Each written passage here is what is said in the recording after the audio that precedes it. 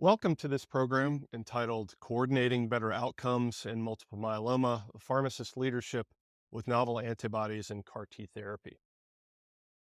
Along with Dr. Zahra Mahmoudjafari, I'm Donald Harvey, and we're excited to bring you this presentation.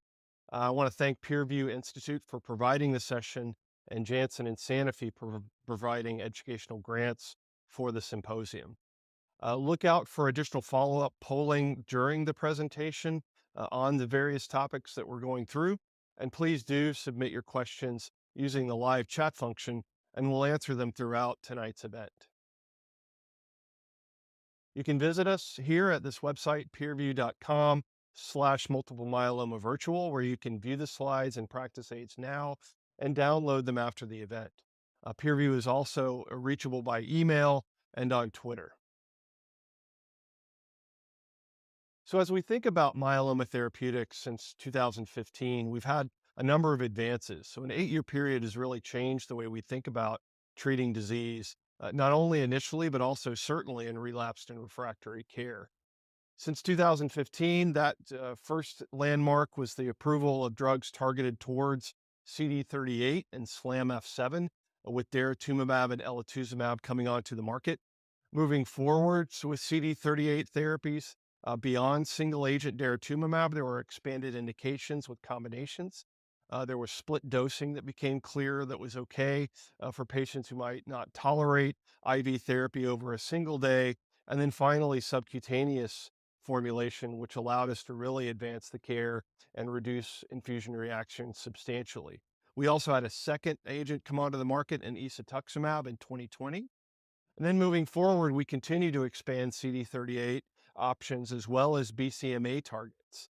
So B cell maturation antigen, specifically belantamab mafodotin, was approved in 2021. There were also expanded isatuximab combinations seen in 2021. And then finally, CAR T options that came forward that same year for relapsed refractory disease, and specifically ide-cel, approved in 2021. Moving on to last year, cilta-cel was approved for relapsed and refractory disease. We also had the first bispecific antibody targeting BCMA with a CD3 linker, and that was teclistamab.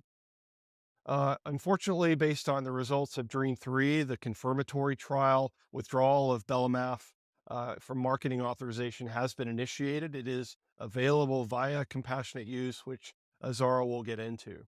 But in 2023 and beyond, we can expect further expansion of therapeutic options for patients with more BCMA and CD3 bispecific antibodies. We'll have some non-BCMA targets as well. And again, moving up CAR T cell, as is common with all these other therapies, is expected to be seen as well in patients with relapsed refractory disease and moving CAR Ts into earlier lines. This is data which I think is pretty fascinating, and that's looking at a worldwide approach of over 3,000 patients receiving treatment, again, in both US, Latin America, Europe, Asia, et cetera. And so any time we're thinking about a given patient or group of patients, the first question is, are they eligible and can they receive autologous stem cell transplant? And if they can, then the therapy might be different than that patient population that is ineligible for transplant. If you take a look on the left side of the first graph here for patients who are eligible for transplant, you can see that the majority of individuals are treated with proteasome inhibitor and IMiD-based therapies. In the US, that's predominantly lenalidomide. In Europe and other areas, it's predominantly thalidomide. And so a worldwide approach can be listed here. But one thing that's interesting, this is data from 2016 to 2021, antibody usage in the first line therapy is quite low and has continued to be low over time. And then when you look in the second line therapy, it doesn't go up that much. It's only up to 14% over the period of 2016 to 2021. And I think that's a little bit surprising in some instances, particularly for second line therapy. We've adopted daratumumab as initial induction therapy with a quadruplet here at Emory. However, many centers have not. But yet you would think that antibody treatment in the next stage and the next line of therapy would be more likely to be done. Similarly, in patients ineligible for transplant, taking a look at antibodies there, quite low. Initially, and goes up a bit with the second line treatment. In general, patients need to be assessed very carefully for their therapeutics based on what they received in frontline treatment and what it's expected biologically that the clone that may have progressed is now resistant to, based on what patients have been exposed to previously. And again, multiple myeloma, unfortunately, is still not quite curable, although we're getting closer and closer to that with better therapeutics, better disease monitoring techniques, and I think perhaps even earlier interventions with certain populations. However, we still have to look at it as an incurable disease. Having said that, we've turned myeloma into what I would call the breast cancer of the hematologic malignancy world. We're able to treat over time, extend life, extend progression-free survival, and try getting closer and closer to a chronic disease. And so multi-refractory disease, patients are still able to tolerate additional treatments because of better tolerability and better supportive care over time. And so we do have unmet needs in those patients who are multiply refractory. And an opportunity for BCMA therapies exists. Looking at this data for triple class refractory patients, 35% of those patients did not receive a new line of therapy. And looking at the data beyond that, in ASH of last year, it was the largest study reporting outcomes of patients refractory to CD38 antibody therapy, and really showing that once you progress on those treatments, you have quite a short PFS and overall survival when you're treated with standard of care regimens. And you can see that data in the graph on the left. We really are looking at a pretty rapid decline in individuals at the time of that triple class refractory. And again, that's disease progression, and therefore, really new therapies continue to be needed for this population.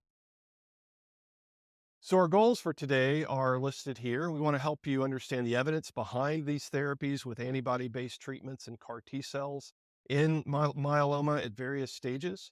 We want to share guidance on strategies for how you might integrate these therapies into care, and both in the cellular therapy as well as antibody space.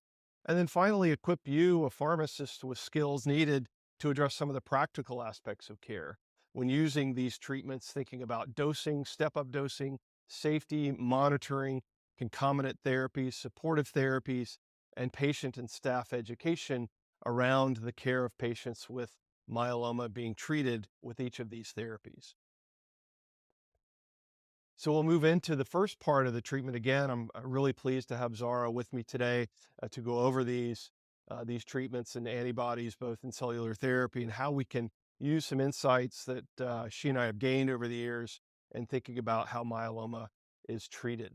We'll start off with CD38 antibodies, the evidence and best practices.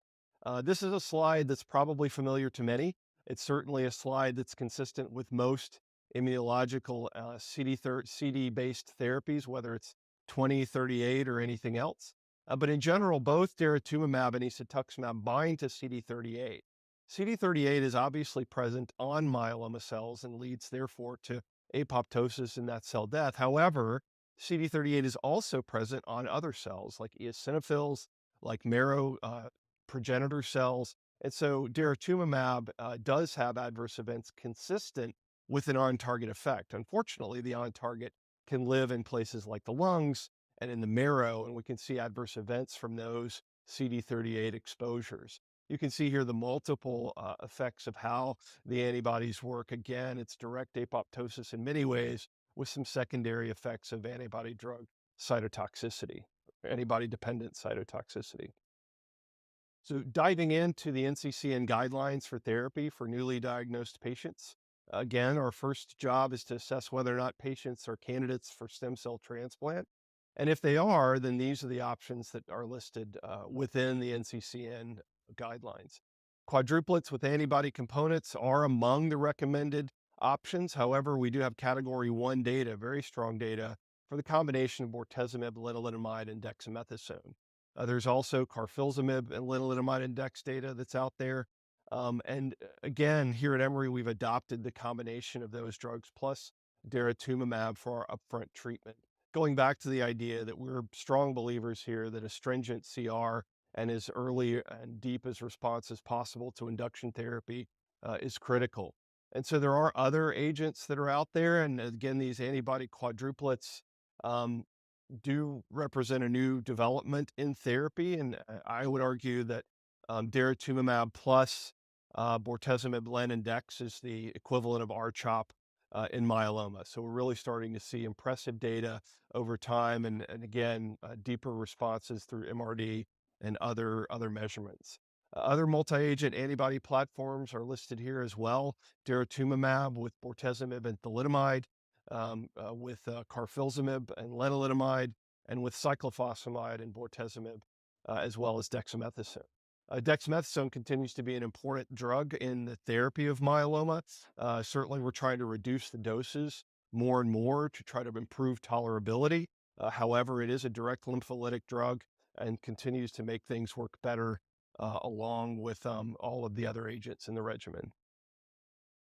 Moving on now to individuals who are not transplant candidates. Again, showing up here are two category 1 recommendations. Bortezomib, lenalidomide index, again, like those who are candidates for transplant with limited exposure in the transplant population to len before cell collection is critical.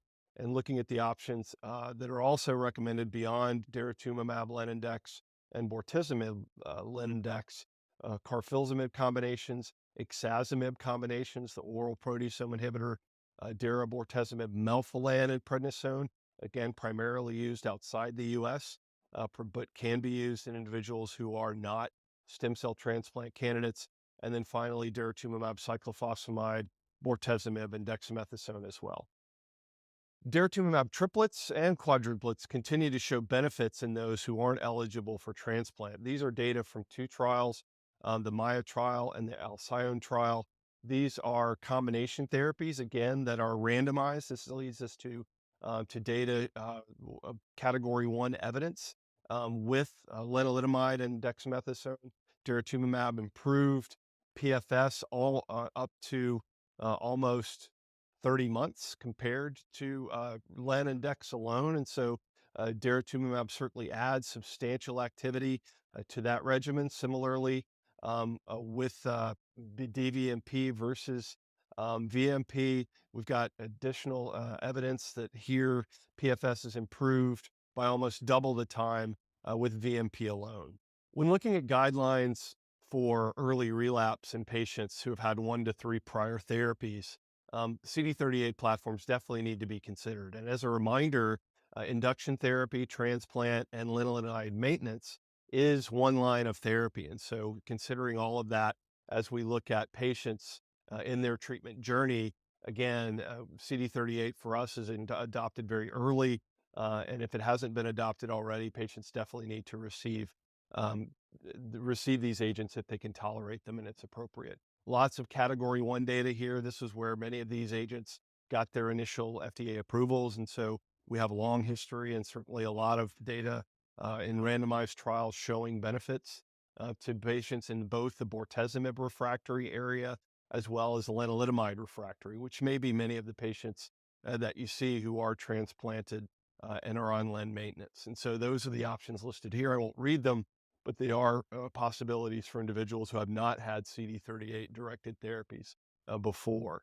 Similarly, after 1 or 2 prior lines, you can see here that these are options that should definitely be considered, and ideally in that rare instance where patients have comorbidities or concerns that they shouldn't receive these drugs, but the vast majority are candidates and CD38 directed therapy should be considered.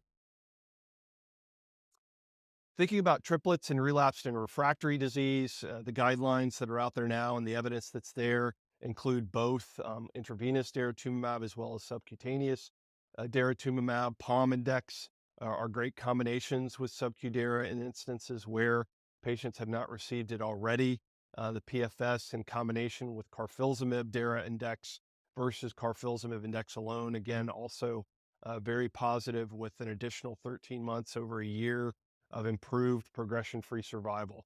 These are just a fantastic data that continue to be adopted and used. But again, as we move these drugs further up in lines of therapy, this data may become more irrelevant over time, but also continues to bring us the need for new therapies in patients that can tolerate them.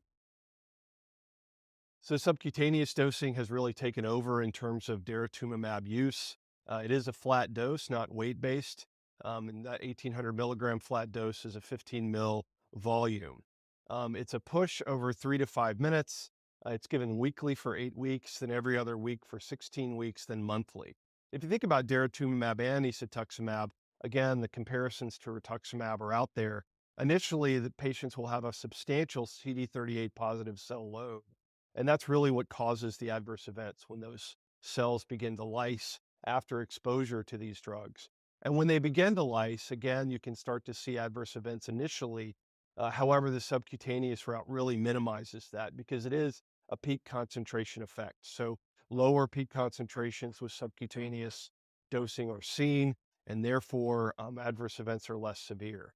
It is recommended that you observe individuals on after cycle one, day one. However, Catherine Maples here at Emory and a variety of others just published a letter showing that a 0 hour infusion time or observation time after sub-Q dosing has been feasible for us here because there were no grade 3 events. And with a very robust pre-medication regimen, which we'll talk about, those adverse events were mitigated even further. The IV formulation, the rates can vary for both DARA and isatuximab, which we'll talk about. You can see the volumes of drug here. You may need to split the dose if patients are having adverse events with the IV formulation and not tolerating it well, but those times can range anywhere from 1.5 to 8. It is certainly reasonable to just go ahead and plan for a split day dosing of 8 per kilo day one and day two with the first infusion and first exposure to daratumumab intravenously, and therefore patients can tolerate it better, certainly, and it's much better tolerated after that initial dose. Moving on to isatuximab now, we also have triplet data in relapsed refractory disease in combination with pomalidomide and dexamethasone. Again, these are expected to be patients who have refractory disease to lenalidomide over time, and similarly, carfilzomib, dexamethasone, and isatuximab has been shown to have improvement over just carfilzomib and dexamethasone alone. The numbers here are similar. They're in terms of doubling of time. It hasn't been reported for the PFS yet with isatuximab, carfilzomib, and dexamethasone, but you can see that it's expected to be quite robust over time when that data matures. Isatuximab dosing is listed here. It is still 10 milligrams per kilogram every week for 4 weeks, um, followed by every 2 weeks after that until progression or toxicity. The infusion rate is about 3.5 hours. It's an escalated approach, 25, 50, upwards to a max of 200 mils per minute. It is in 250 mils of volume. And so similarly to daratumumab, it needs to be titrated carefully and pre-medicated carefully to ensure minimization of exposure and adverse events to CD38 positive cell lysis. Subcutaneous isatuximab is also being investigated and is showing comparable efficacy when compared with IV administration. You can see here there's an on-body delivery system for isatuximab that has to be placed and injected by a healthcare professional. So there is a recommended phase 2 dose of 1,400 milligrams. That safety profile was consistent with IV administration overall, but certainly a big advantage in terms of infusion reactions with good local tolerability. You can see the overall response rates here in comparison to IV isatuximab with pomalidomide and dexamethasone, and both overall response rates and CR rates are quite similar throughout.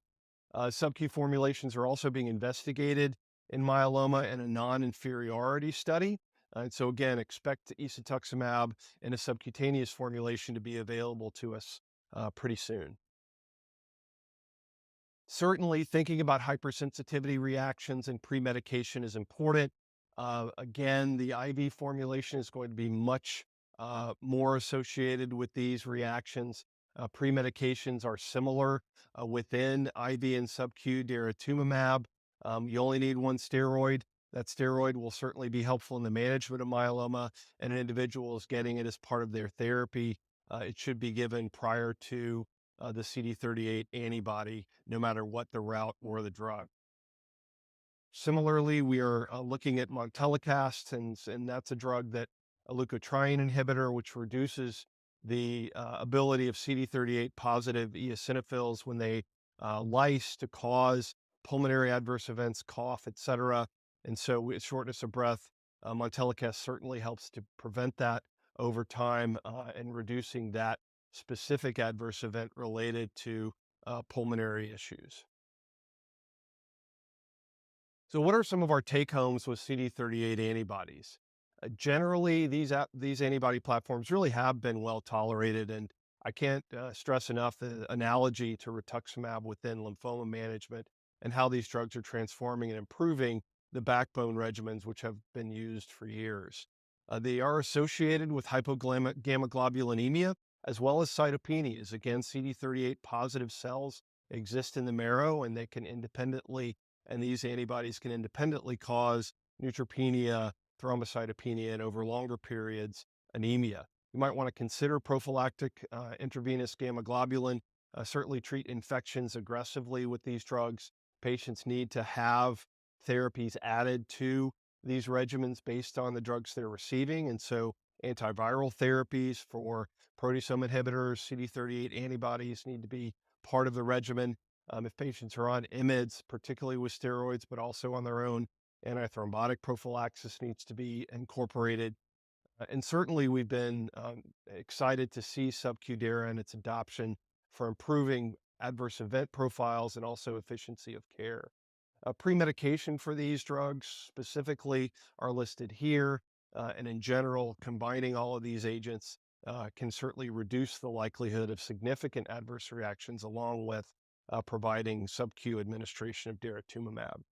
Cytopenias that we see with these drugs are more common with combination therapies. Again, if you add it to pomalidomide, if you add it to bortezomib, lenalidomide, et cetera, you're going to see additional cytopenias that may warrant growth factor initiation or dose rearrangement or holding, depending on the likely cause of the cytopenias. These agents can interfere with typing and screening, and so it's optimal to type and screen before beginning therapy or ensure that folks in the lab and the pathology group know that patients are receiving these antibodies so that they can perform appropriate screening for red cells using different testing. And then finally, COVID vaccine responses may be impaired in individuals receiving these therapies. Right now, it's important that patients just be vigilant around any potential infection and that they get tested should they have symptoms of infection, and that those symptoms and those testing should include COVID testing as well as those that we do otherwise in patients with these diseases. So now, if you would, please take some time for follow-up polling questions. Answer polling on our questions related to CD38 antibody therapy in myeloma, including subcutaneous formulations and pre-medications and safety concerns seen with these drugs. Now I'll turn it over to Zahra for her portion of the presentation, and she'll start off with BCMA antibodies. Thanks, Zahra. Thank you so much, Don. I appreciate it. And thank you so much to PeerView for having me this evening to talk through some of the really great updates that have been happening in multiple myeloma. So before we start, let's go ahead and talk a little bit about BCMA antibodies in late relapse. So we obviously know that in multiple myeloma, it is still a disease that does not have a cure. And so it is very frequent and often that we anticipate patients will have needs for additional therapies post the CD38 antibodies and several of the other lines that we've talked about already. So the BCMA-directed antibodies are definitely very much recommended in these heavily pretreated patients. After 4 prior lines of therapy, including an anti-CD38 that Don did such a great job going through the history of, a proteasome inhibitor, and an IMiD, we have several options now that we didn't have before, and they're all very exciting, all targeting BCMA, which we know are heavily expressed on multiple myeloma cells. These options include belantamab, idacaptogene vicleucel, ciltacabtagene autoleucel, and teclistamab. And just as Don mentioned previously, belantamab has been removed from the market due to not meeting its primary endpoint. Now, after 4 or more prior lines of therapy in a disease that's refractory to more than 2 IMiDs or more than 2 proteasome inhibitors and an anti-CD38 monoclonal antibody, The recommendation at this point from NCCN is selinexor or dexamethasone, but I would say many do tend to mix and match the BCMA agents. So, kind of speaking a little bit more toward Dream 3 and the primary endpoint not being met. So, this was a phase 3 Dream 3 trial that assessed belantamab versus pomalidomide and dexamethasone in patients with relapse refractory multiple myeloma, and it did not meet its primary endpoint of progression free survival. What was found was that it was 11.2 months in the belantamab arm versus 7 months in the PomDex arm. So, unfortunately, because of this, it was removed from the market and we no longer have it beyond a compassionate use program.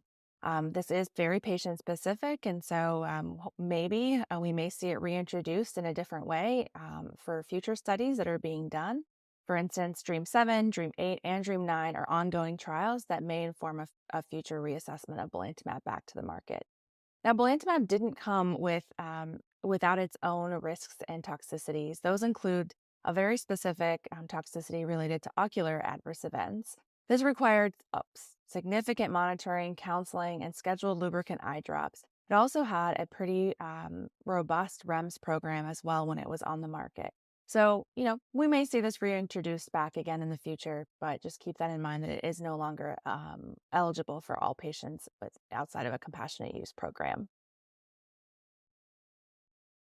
So, moving on to one of the most recent approvals, teclistamab, which is a bispecific antibody targeting T cells. It binds to CD3 on T cells and BCMA on plasma cells.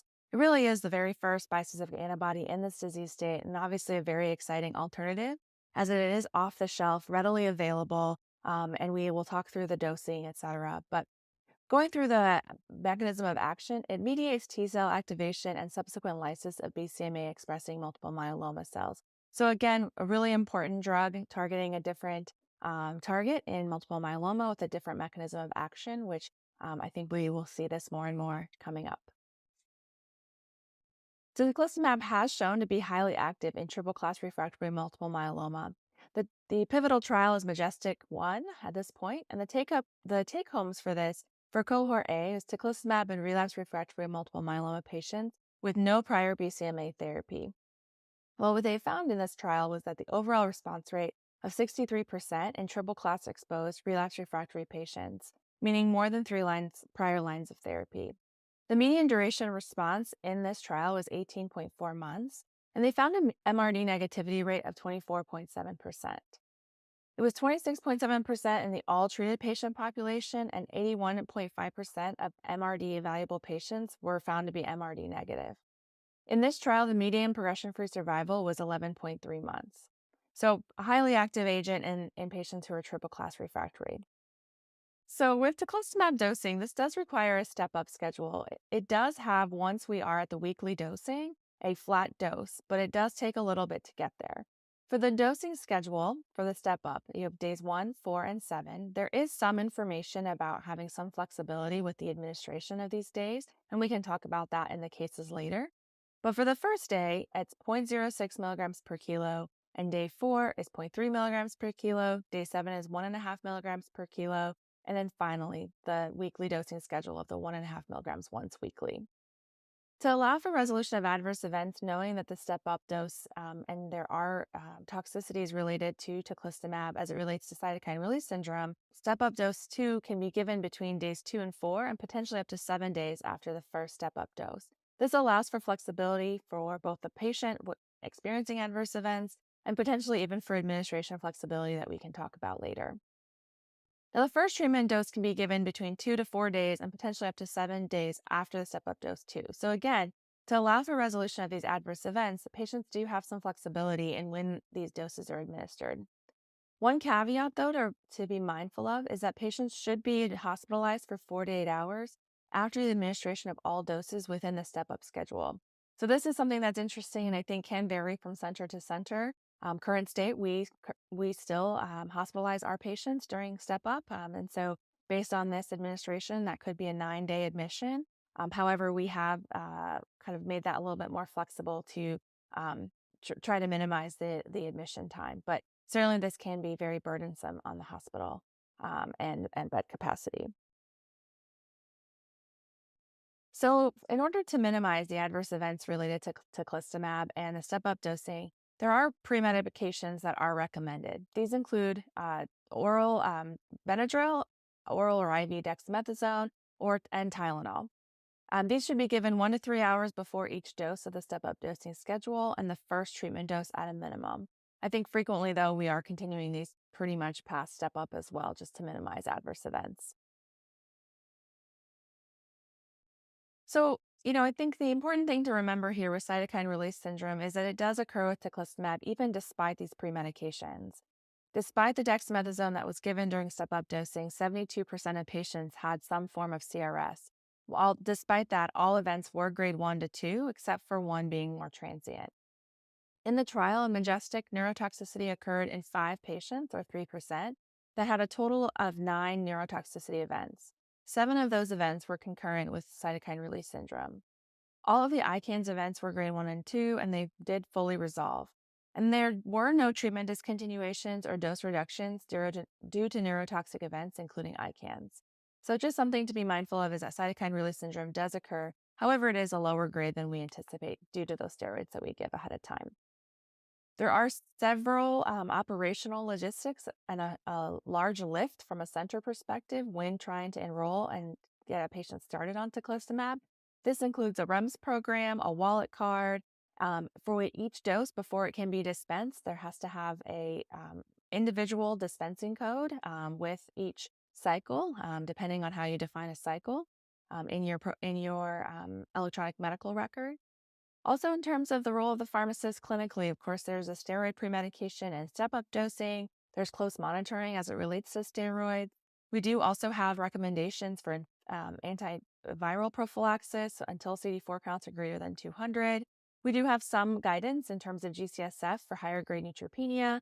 And we do, at least at my center, try to maintain a hemoglobin greater than 7 and platelet counts greater than 10 in these patients. So I introduced the very first bispecific, but by all means, it is not the last. And in fact, it's really just opening up a Pandora's box of a whole bunch of other bispecifics that are currently in development. I won't waste a ton of time going through and fumbling through the pronunciations of these, but safe to say they all have a similar target and they all vary from administration of sub-Q or IV with different dosing frequencies, but very exciting time. It'll be very interesting to see how these continue to develop and will how we will use them and in what sequence. I have two specific slides just dedicated to bispecifics in development. So lots going on. Most of them are by BCMA and CD3, but there are some that do have other targets. I'll direct your attention to talquetamab and cevestamab. They do have different targets here, and again, just the difference being while there are bispecific, their administration between IV or sub-Q, and then their dosing frequency does vary. So a very, very exciting time as it relates to bispecifics and multiple myeloma. So just take a few minutes now to answer some follow-up polling questions on the delivery of care considerations as it relates to bispecific antibodies in multiple myeloma. Okay, so you really can't talk about multiple myeloma now without talking about BCMA CAR T.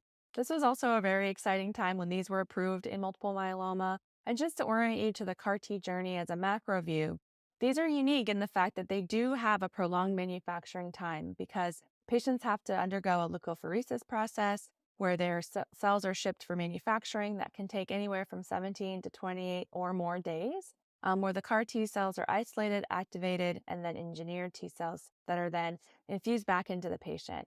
This process can take a whole long time, about 4 to 6 weeks. And when the patient receives their CAR T cell infusion, that can typically be a 7-day admission. So it is a very complex and operational heavy journey for our patients. And going through a little bit more of the micro view, once the cells are received back at the institution, a patient often undergoes bridging therapy during the time the cells are being manufactured. Again, being that the manufacturing time can be up to 28 or longer days. Once the cells are received back at the institution, the patient undergoes lymphodepleting chemotherapy. Then they are then admitted for CAR T cell with a 7-day plus or minus admission. Again, depending on centers, some centers can do these outpatient.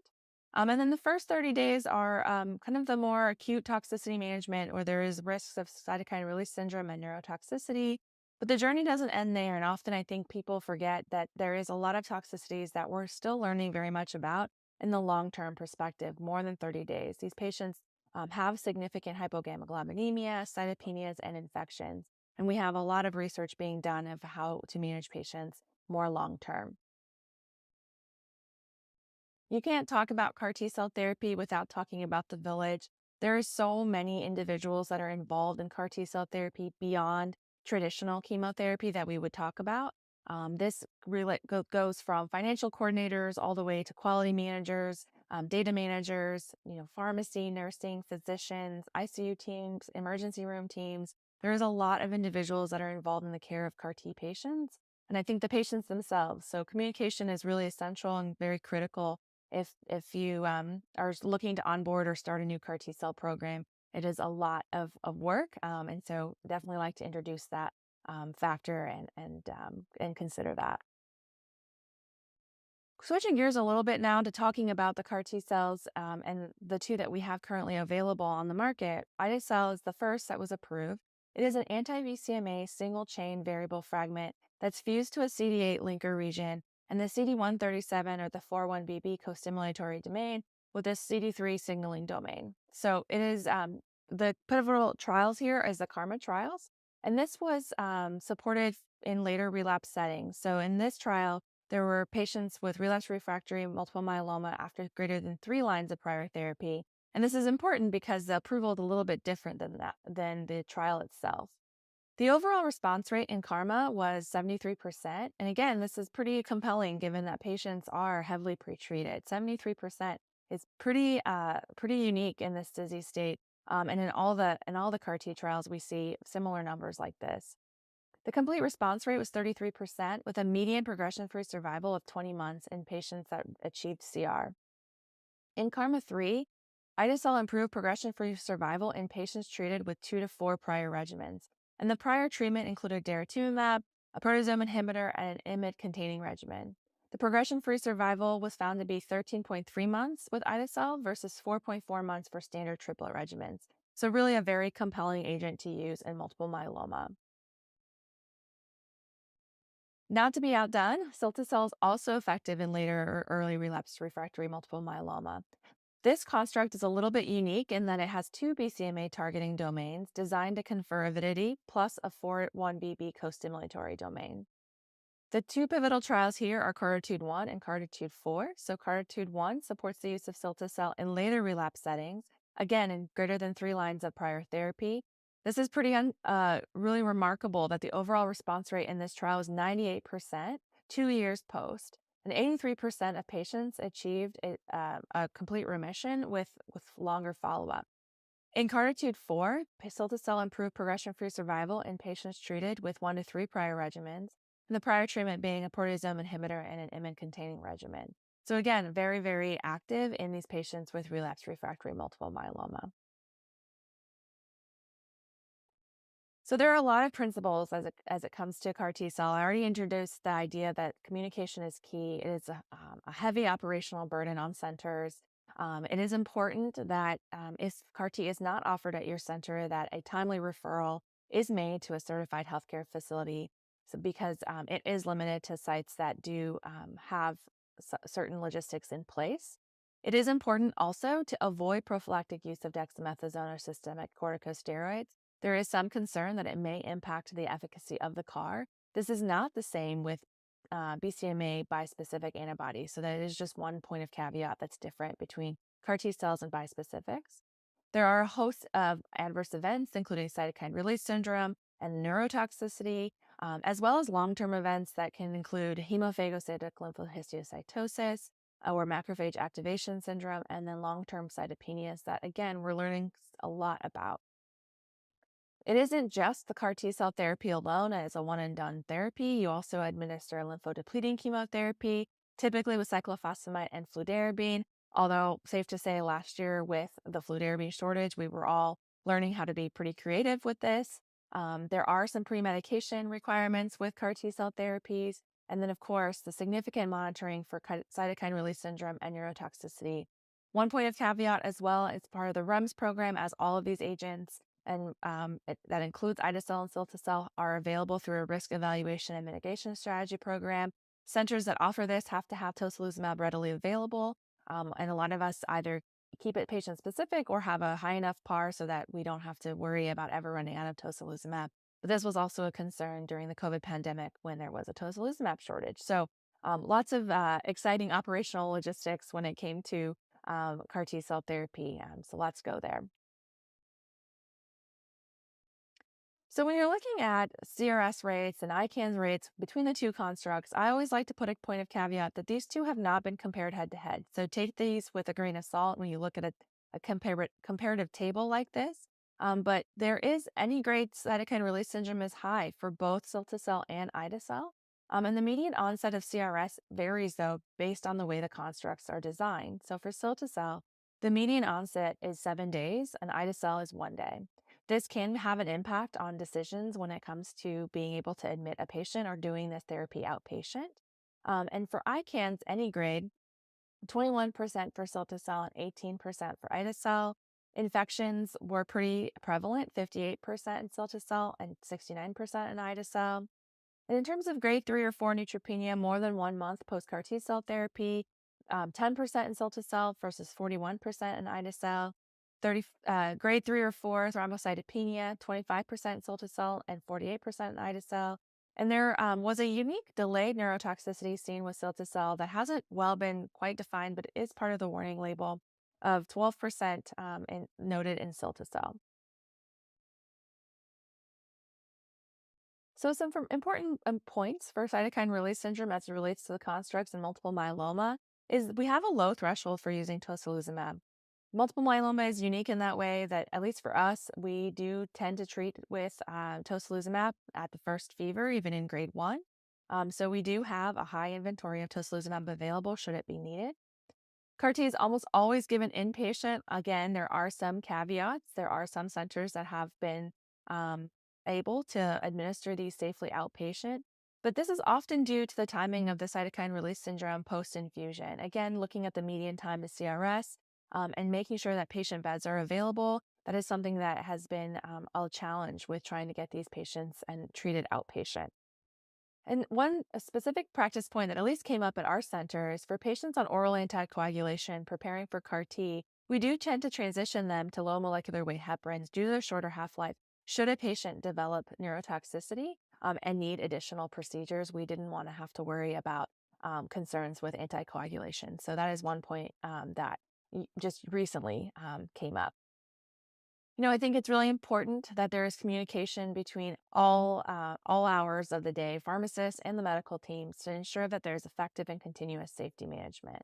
There's a lot going on when it comes to cytokine release syndrome in the first 7 days.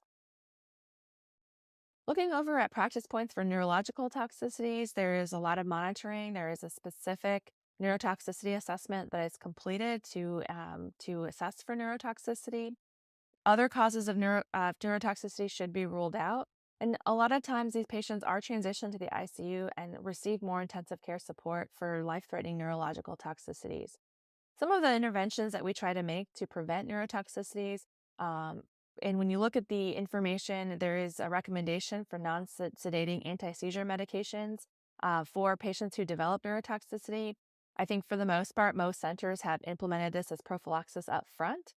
So we are no exception. We also do that as well. The primary treatment for neurotoxicity related to CAR T cell therapies is corticosteroids.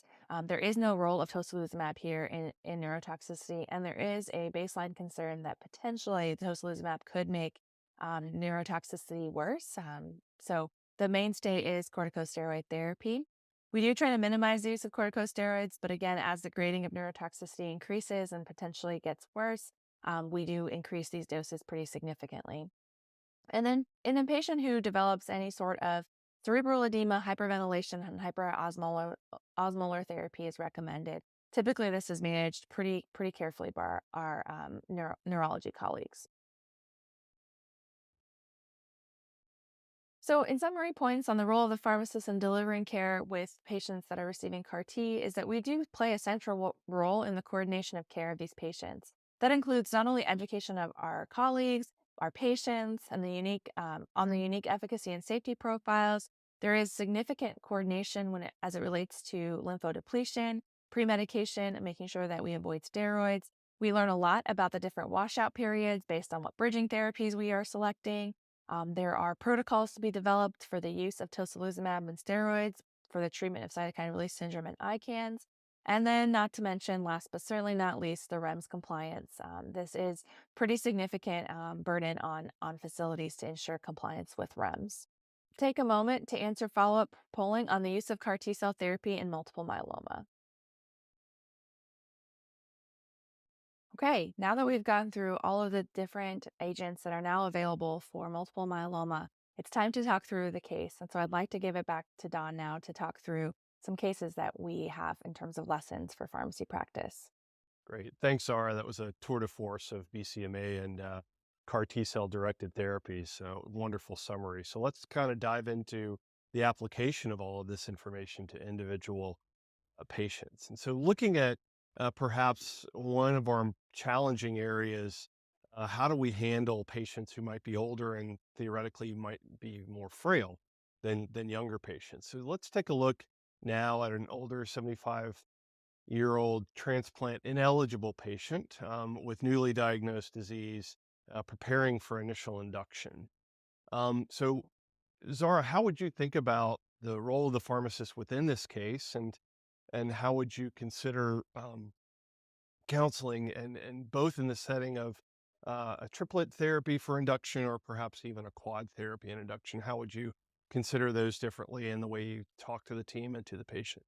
Yeah, no, I think that's a great question. Honestly, the role of the pharmacist doesn't change whether it's triplet versus quad. I think for us, I'd like a little bit more information, of course, being a pharmacist into the case. So to know, understanding the patient's kind of other comorbidities, other things that are going on with them, whether or not they have a caregiver, a reliable caregiver, et cetera. Frequently we're using not only the hospital infusion chairs, but we're also tapping into our specialty pharmacy. So there's a lot going on from a pharmacist perspective, trying to ensure proper and timely care.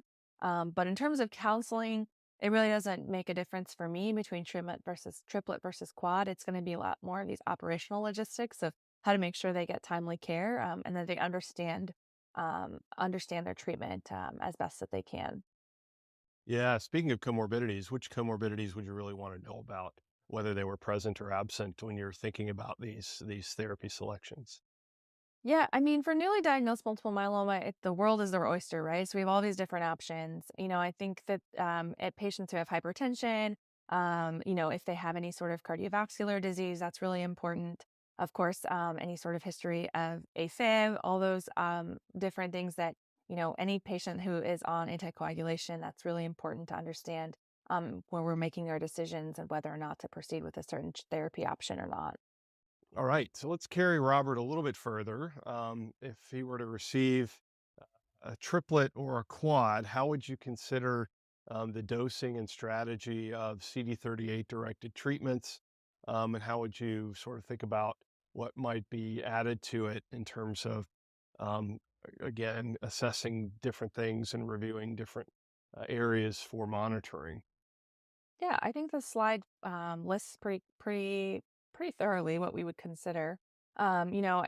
Just like you mentioned in your presentation, we are very much a high preference for sub-Q daratumab, not only for patient preference but also for chair time as well. We've also significantly decreased our infusion monitoring time. I think we have maybe a 15-minute, but definitely not zero. So I'd have to look into that recent publication. So I appreciate you bringing that up. But I think this slide really um, uh, lays it out pretty nicely of the things that we consider. But yeah, for us, we would do sub-Q DARA and considering all those bullets that are listed on the slide. Yeah, certainly. Again, back to the idea of typing and crossing before CD38 therapy. We can't forget about bone health. So many of these patients will have had imaging or some other modality to really understand where they are with bone health and considering bisphosphonates, denosumab, et cetera. And of course, renal function at initiation and also downstream. And I'm a huge fan of full dose lenalidomide down to 30 mils per minute. I'm reminded here by my physician colleagues that you don't have to get the calls late at night. for those patients. So anyway, it's certainly fitting the therapy to the patient who we're seeing. Let's take now a look at the second case here, another older patient with myeloma. So these are real world patients. Certainly, the median age at diagnosis is 67 for patients with newly diagnosed myeloma. And so we have someone who has undergone a transplant and has undergone maintenance therapy after that and is now relapsed and refractory. And so they progressed about 3.5 years after completion of maintenance therapy with lenalidomide. How would you think about this patient in terms of DARA, ESA based treatments and the combinations that might be considered for her? I would think that the role of the pharmacist really doesn't change too much between daratumumab triplet versus isatuximab triplet. Really, the only difference that I can think of is the IV versus subQ at this point, and making sure that patients are properly educated for either. Um, care coordination wise, isatuximab just being IV and the way it currently is, it'll have a longer chair time and an understanding of that. But really, other than that, there isn't a ton more that we would do differently between the two, beyond education and an understanding that the chair time will be longer. Okay. How would you think about adding drugs to either one of these CD38 antibodies? Is the world still their oyster, as you said earlier, or do we need to be more directed in someone who's gone through standard induction, transplant, len maintenance? Yeah, that's a great question. Multiple myeloma has always been kind of a mix and match. There is no one size fits all. It's kind of, treat to what's working and then switch to something different if you notice progression. I don't have any hesitation with either of them should a patient progress. Being that this patient is 70, likely not going to be someone who's already gone through transplant in this case. I don't think I'd make any changes between one or the other, honestly. All right. And so, again, both options certainly are reasonable, as we mentioned. Similarly to our previous case, really understanding cardiovascular function, pulmonary function, making sure that we have a good baseline of knowledge around those. Carfilzomib, pomalidomide platform, again, comorbidities and thinking about ability to receive anticoagulation, bleeding risk, um, cardiovascular history with carfilzomib can be given, just needs to be monitored carefully, heart failure, et cetera. And of course, again, bone health, supportive meds, and all those things that we think about need to be considered with antiviral prophylaxis and others. And so I think a good discussion, but certainly a pretty standard patient in many ways that you might consider either of these two options as patients move into their, this would be second line therapy, but would certainly continue to be useful. So let's move on now into CAR T cell therapies and relapsed and refractory treatment. Loved your conversation around CAR T cells, certainly thinking carefully about that entire process and then dealing with curveballs like fludarabine shortages and other things that can come up. So this is Tamara. This is a 68-year-old individual with relapsed and refractory disease and had previously received 4 lines of therapy. Good performance status, good functional status, and is a candidate for CAR T cell and has questions around exactly what you brought up, the referral idea, the processes for that, and access to centers that can deliver CAR T cells effectively. So again, planning for this, just reiterate for us the thoughts around treatment and the referral process, and how can we think about some of the educational aspects and some of the safety aspects. Yeah, absolutely. I can talk about CAR T cells all day. So, one thing to note, and I did try to talk about it a little bit in the presentation, is that both the Karma trials and Carter 2 trials were in patients with 3 or more lines of therapy, but the FDA approval came through for more than 4 lines of prior treatment. So that is something that is unique that the approval did vary slightly from the pivotal trials. However, there are more recent data that is being published looking at using CAR T cell therapy in earlier lines of care, and I anticipate that that will come and be a more standard process before the end of the year, if I had my guess, if I was a betting person.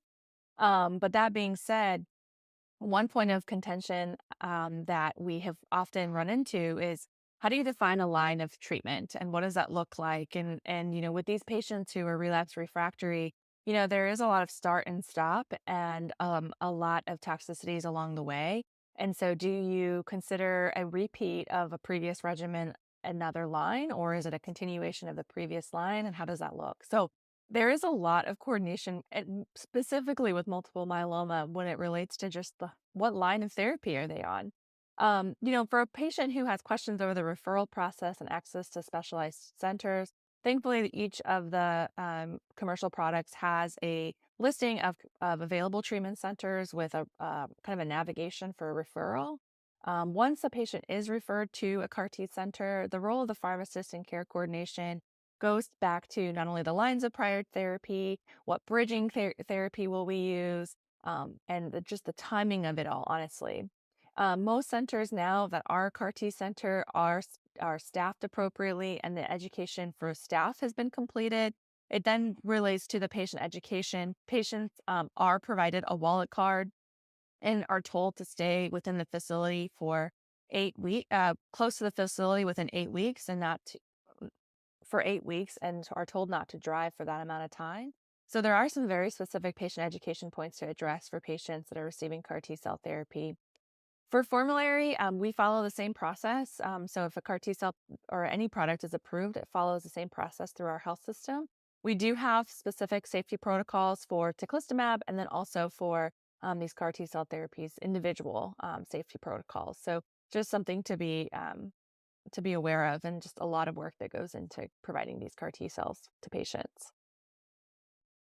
Yeah, I think that's really helpful. And you think about that 8-week period. It's almost like an allo transplant in many ways. You really are thinking about intensive monitoring, intensive oversight of the whole process.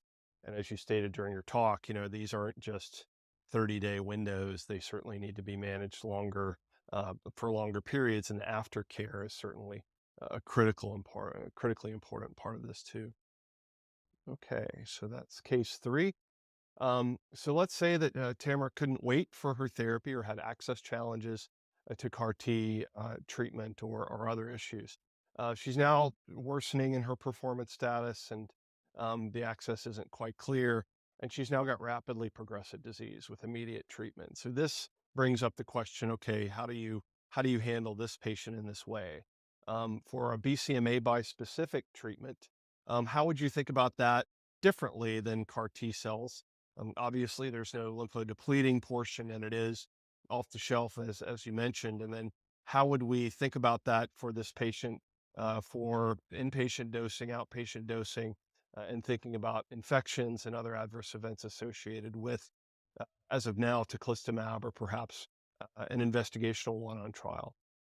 Yeah, absolutely. The adverse event profile for the bispecific antibodies, while similar to CAR T, are unique in their own way. We do know that thanks to the steroid pre-medication and potentially even post-medication for patients going home on steroids as well, the adverse event profile of the CRS rates, neurotoxicity rates are less per the pivotal trials. I will certainly say that in clinical practice, this can vary because you don't have those pristine patients. You have very significantly pretreated patients, and who aren't the best patients, who likely wouldn't have fit on inclusion or exclusion criteria in the clinical trials. So the tolerability of these agents has varied outside of the pivotal trials. We do have a standalone bispecific toxicity management protocol. One thing that we don't do with CAR T or with bispecifics, that we do with CAR T, is that with CAR T, like I mentioned, we do tend to give tocilizumab with that first fever. We don't do that with bispecifics because we just that hasn't been something that we've done, given that they are on steroids ahead of time. Now we do, like I mentioned, admit our patients for step-up dosing at this point, just to make sure that we can properly monitor our patients for cytokine release syndrome or neurotoxicity. Although I am very much looking forward to being able to pull these outpatient. But at this point, we do have a 7-day admission, basically. Um, for patients that have active infections, we do and have withheld step up dosing. For those patients who, let's say, get to the weekly dosing and they're doing fine, if they do develop an infection and have to hold on treatment, we have to restart step up dosing. So, it is something to be mindful of is it's not just one time step up dosing. If there's a delay in treatment, that step up dosing has to occur again. So there is again logistics as it relates to bispecific antibodies. It's nice that you can start and stop it as the patient tolerates, but there are some unique kind of logistics that go into play here as well. Yeah, no, I think that's a great point about the delay in restarting step up dosing. And that's because, people might say, well, you don't have to do that with CD38 antibodies. Why do you have to do that here? And the turnover of BCMA is so rapid. It's a very short lived protein and can continue to be generated, as was shown with some of the early pharmacodynamic data with belantamab. And so, it's a good marker, but it's certainly the tolerability for stepping it back up is there too. And hopefully people can remember, blinatumomab and the need to re-up there too when people had substantial holds between doses. Well, thanks, Zara, for that case discussion and again for our work on this presentation together. There's some of the take home points are that we've really got to individualize treatment overall. We need to be thoughtful about that based on comorbidities, logistics, and other operational things that need to be considered in any patient's care. Be prepared to use fairly aggressive treatment early on. Again, match the therapy to the patient in terms of their performance status, disease burden, and other factors. And then finally, think about all the care that pharmacists are going to need to help participate in and lead when it comes to adjunctive care, supportive care, patient counseling, team education, and those items that are critically important to make sure patients have optimal outcomes. Again, we've got a clear role in our profession for many of these areas, and we need to continue to step to the forefront as we consider our role within the care of patients with newly diagnosed and relapsed disease. So some quick Q&A that's come up, Zara. I'm curious to get your thoughts on these. First off, what do you think is preferred bridging treatment for patients undergoing CAR T therapy? I think that's the $1,000,000 question. Honestly, there isn't a preferred bridging therapy. It is not a one size fits all. It really depends on, the patient, their comorbidities, what they've had before, their prior treatment history, and what they'll be able to tolerate. I think when we're making the decision and individualizing the bridging for our patients, it takes all of those factors into account.